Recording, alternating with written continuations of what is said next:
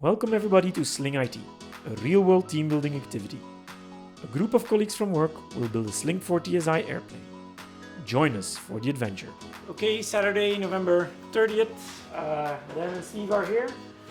We have two finished parts that we need to get out of the way, so we will make first a small table so that we can put the horizontal stabilizer on top of the elevator, and so that we can continue today with the rudder and the vertical stabilizer. Cutting 4 legs from some leftover studs.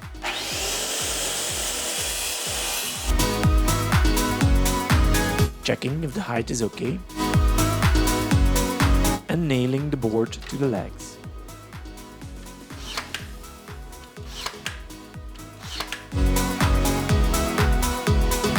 Our Japanese sushi table.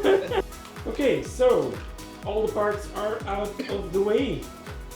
And now we will be starting with the vertical stabilizer. Yeah, correct. We started dimpling some parts we overlooked during the previous prepping days and did some deburring on the VOR antenna attachment bracket.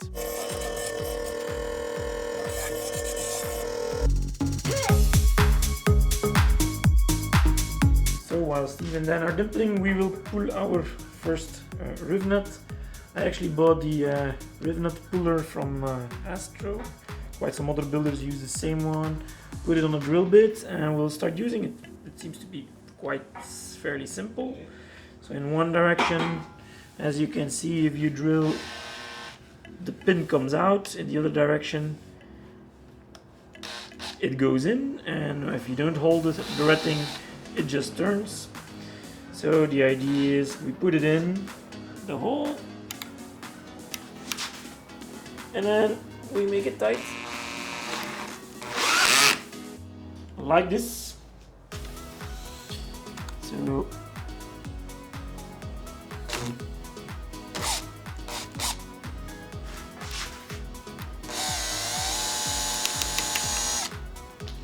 our first riv nut.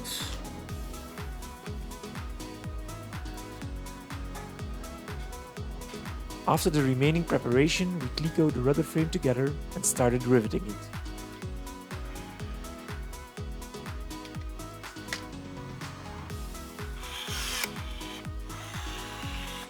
We checked the plan a few times very carefully in order to avoid any mistakes. And so now we can rivet this. Yeah, for this. And then this. But that we need to cleco first again. Yeah.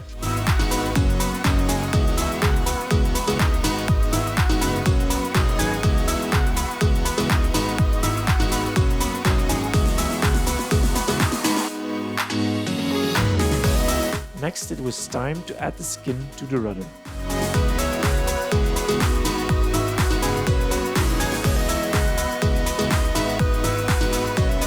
Afterwards, we fitted the top fairing tip onto the rudder and match drilled all the holes.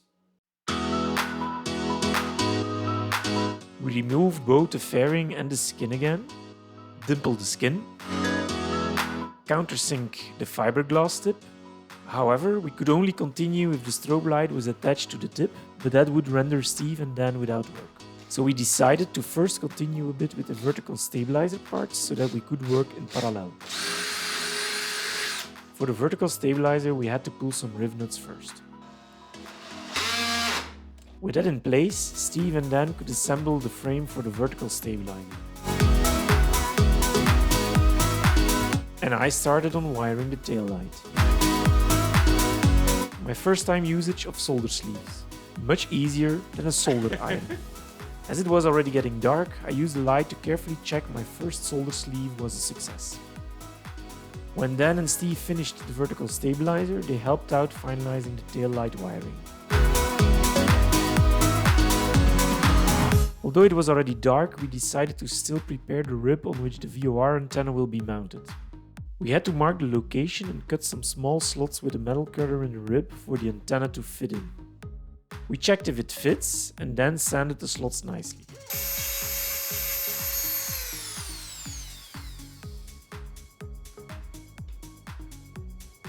And applying some primer.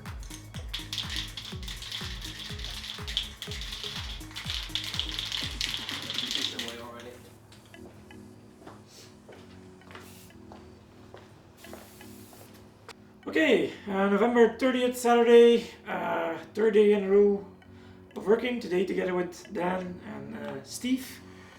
We did quite some work, but had some setbacks as well. For the rudder, completely clean-coat, completely put together. We just need to put the light into the top fairing and then we can start clean-coating this all up. And we also put already the antenna more or less in place on the support bracket. And then when we finish that tomorrow, we can also start riveting the vertical stabilizer together. So hopefully by tomorrow evening the complete antenna should normally be finished. Fingers crossed. So thanks for the help Dan, thanks for the help Steve.